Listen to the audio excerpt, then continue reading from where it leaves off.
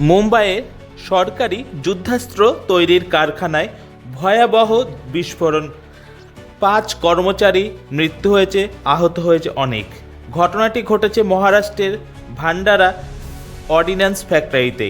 এই ভয়াবহ বিস্ফোরণে অর্ডিন্যান্স ফ্যাক্টরির কর্মীদের সুরক্ষার ওপর প্রশ্নচিহ্ন খাড়া হয়েছে। এই বিস্ফোরণে ফ্যাক্টরির আর্কিউমেন্ট শ্রেণীতে হয়েছে, যেখানে যুদ্ধাস্ত্র তৈরি করা হয়। ঘটনাস্থলে সঙ্গে সঙ্গে অ্যাম্বুলেন্স ও পুলিশ এসে পৌঁছায়। আহতদের স্থানীয় হাসপাতালে ভর্তি করা হয়। তাদের মধ্যে কয়েকজনের অবস্থা আশঙ্কাজনক বলে জানা গেছে।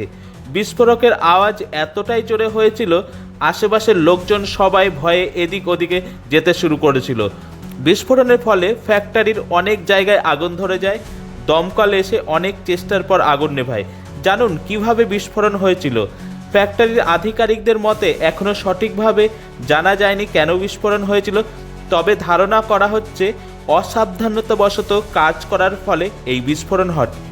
এটি প্রথম এরকম অর্ডিন্যান্স ফ্যাক্টরিতে বিস্ফোরণ হয়েছে তা নয়, বহু কর্মীর মৃত্যু হয়েছে এর আগেও এবং বহু অর্ডিন্যান্স ফ্যাক্টরিতে এরকম বিস্ফোরণ হয়েছে। এই ঘটনায় পর মহারাষ্ট্রের মুখ্যমন্ত্রী দেবেন্দ্র ফডনবিস শোক প্রকাশ করেছে ও তদন্তের নির্দেশ দিয়েছে কেন এরকম হলো তা জানার জন্য। এছাড়াও ক্ষতিপূরণ দেবার কথা জানিয়েছে মৃত ও আহতদের পরিবারকে। এ বিষয়ে আরও জানতে কলকাতা সমাচার চ্যানেলটি লাইক করুন, সাবস্ক্রাইব করুন ও বেল আইকনটি প্রেস করুন। ধন্যবাদ।